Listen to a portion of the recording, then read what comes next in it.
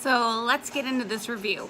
Okay, so this is how the palette comes. It comes in a box with the Urban Decay logo. It's embossed, it's nice. And then it has this very heavy, sturdy case to it. It comes with 21 colors and a very large mirror inside of it. So that's nice. I will say the color selection to me is part of why I held off on getting this palette even though it had been requested.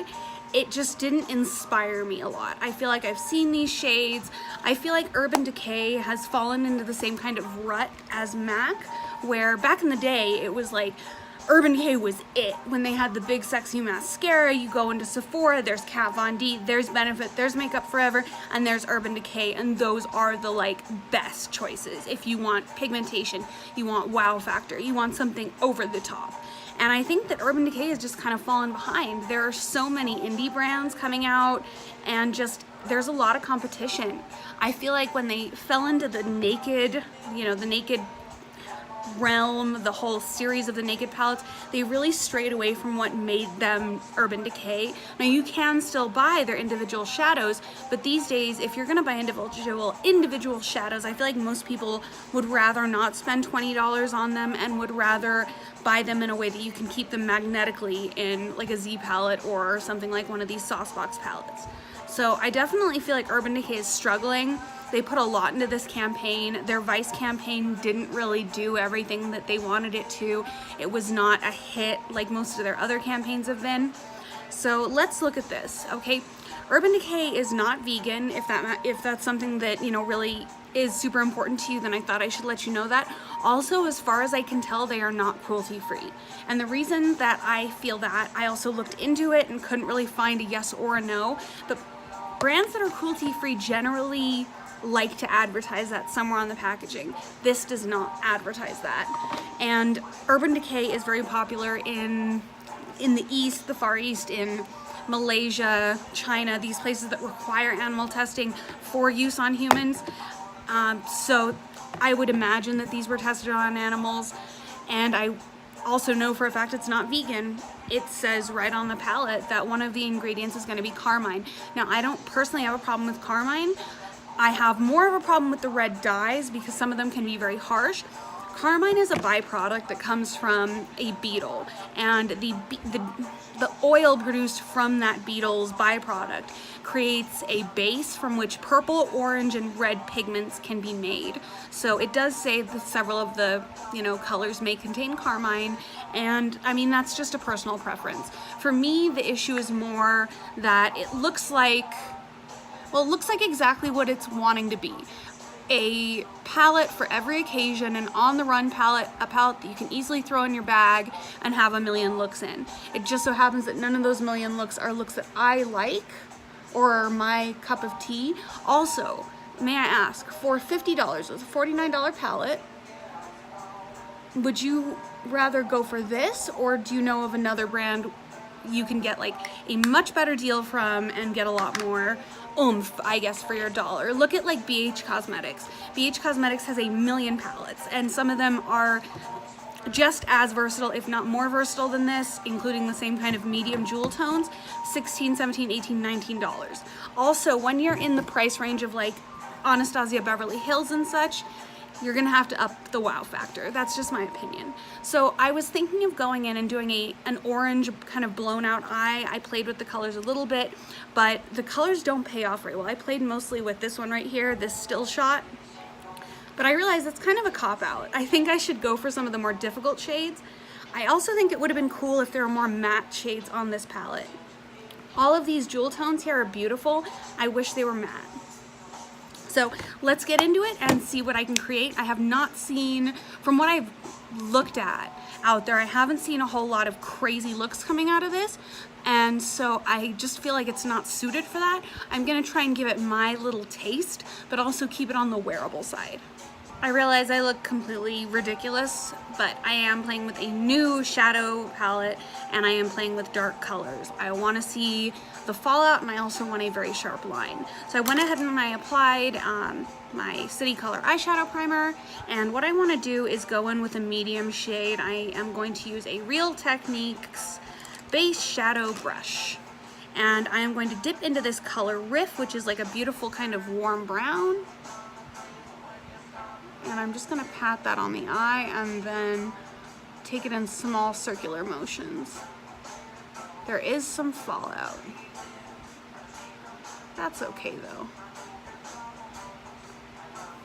All right, so that is nice. That's added a little bit of dimension. I'm gonna go a little bit higher, patting that up the brow bone. And that's actually a very pretty little medium. So I'm gonna do the same on this side. I'm gonna work that into the crease.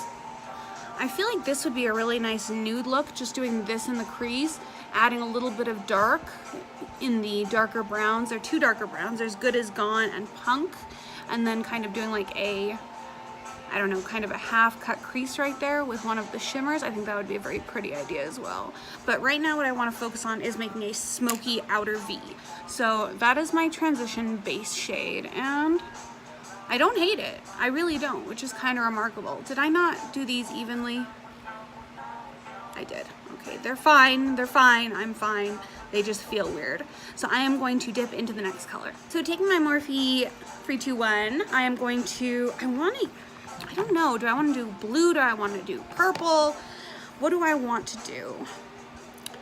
I am going to do, I don't know. I kind of want there to be like a greenish blue undertone. So I'm going to dip into this color Wanderlust right here, this green. And I am going to start pressing that in the crease very lightly. Kind of in a V formation, and then I'm going to build it up onto the upper part of the crease. Cool thing about holding your brush that way is you can build in that lower area while getting the crease with just the tip of the bristles. So I am going to add just a little bit more shadow along the entire side of the brush and continue doing the same, filling in the bottom and the crease at the same time.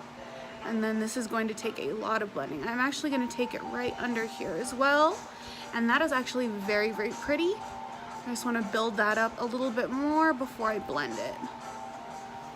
There's some shimmer in that. Did you see that like twinkle? Ooh. Okay, Wanderlust again on this side.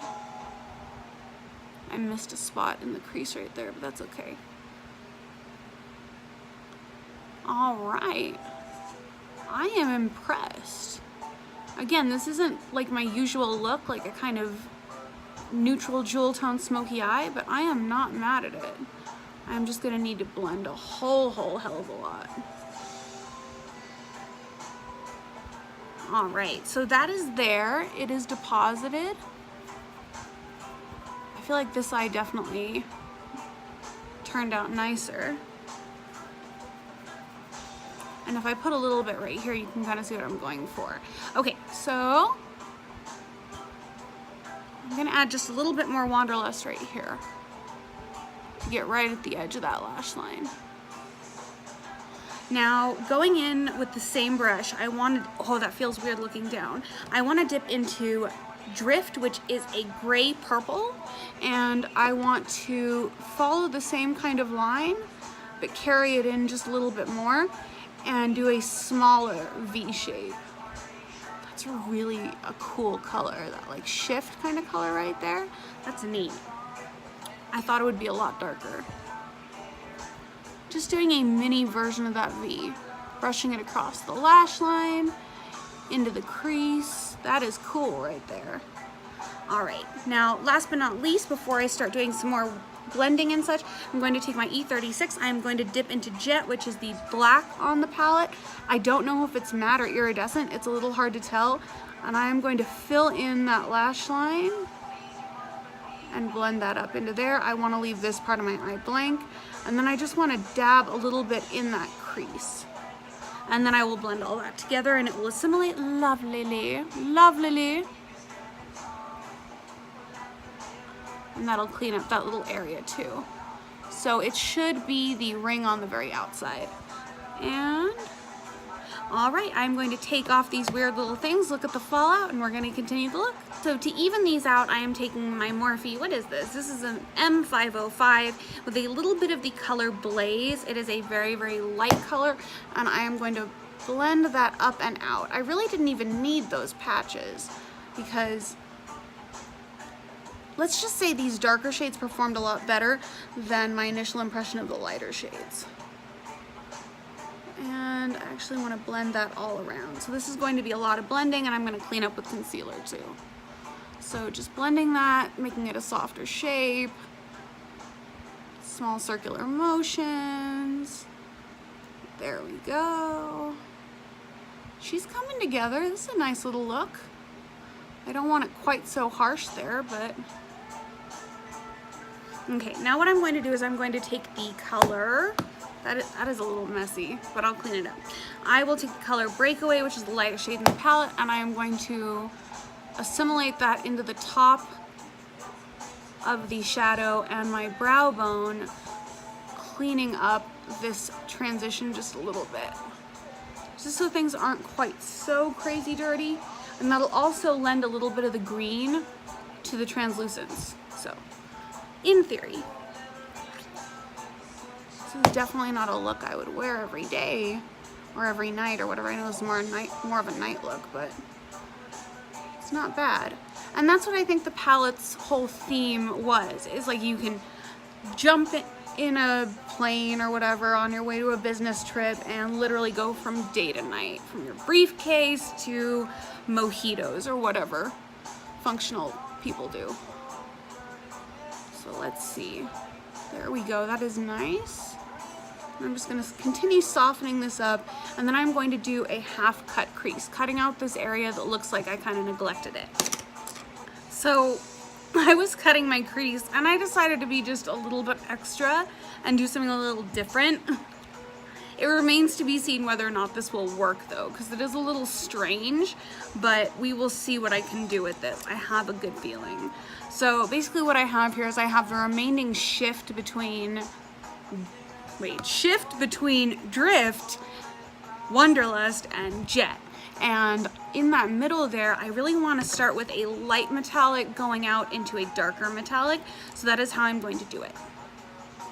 Let's go ahead and start. I'm going to grab just a flat packing brush. This is the Scone Small Shadow Brush.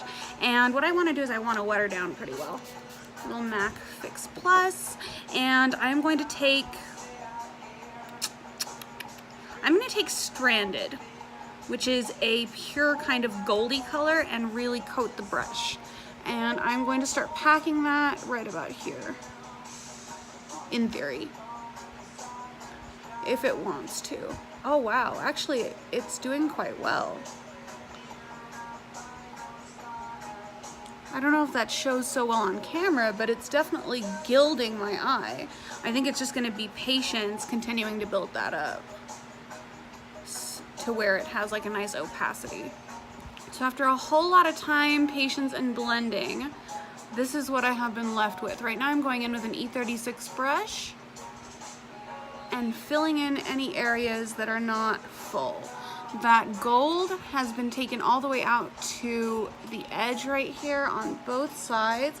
It got a little lost right there though. So what I want to do is go in again with that little smudge brush, pick up that color, ignite, and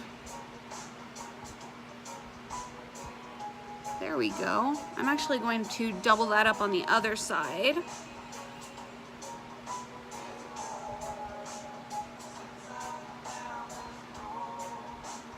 I don't know, I think it's cool. It's like not really your everyday look. I don't know. So I'm gonna lights, camera, lashes, and then we'll have my final thoughts. Lights, camera, lashes. I am very happy with this look. I actually am. I think it's very kind of cool. It's very Sophia Loren, I almost want to say. I did not add any eyeliner, just a little bit of mascara, and that dark color is really drawing attention to the eye, while the shimmer is like really making my eyes look a lot bigger. I totally didn't do my eyebrows though, but you know what, it's a little late now, so I'm just gonna grab something and do a little quick trick. I have my Glossier Boy Brow, and I'm going to run that through my brows. And I think a messy brow would look kind of cool with this. And let's taper that tail and fluff up the front. I hope you guys enjoyed this video. I really want to do another one of these featuring this palette, doing a very light look, which is something that I don't often do. So I think I'm probably going to do that as a second upload, and I will have that up around the same time as this one. I just want to kind of live in this look for a little while. Very cool. A little bit difficult to get the exact proportions right on that black right there in the crease. Well, it's not really a black, it's kind of like a purpley green with that gray, but it all kind of turned out to be this beautiful dark color. So my eyes look very big, they look very gray, they're very, you know, sparkly, it's cool. I am kind of loving it. So thank you guys so much for watching. I hope I gave you guys a different take on the Urban Decay Born to Run palette. My honest thoughts are this palette isn't for me. I have it though, so I kind of want to keep playing with it, but thank you for recommending it, because I don't think it was something I would have bought by myself. And in the meantime, I will see you next time. Don't forget that the Jeffree Star giveaway is still coming up. It has just less than a month now, so comment, subscribe, like, follow me on my Instagram. All that will be linked down below, and I will see you next time.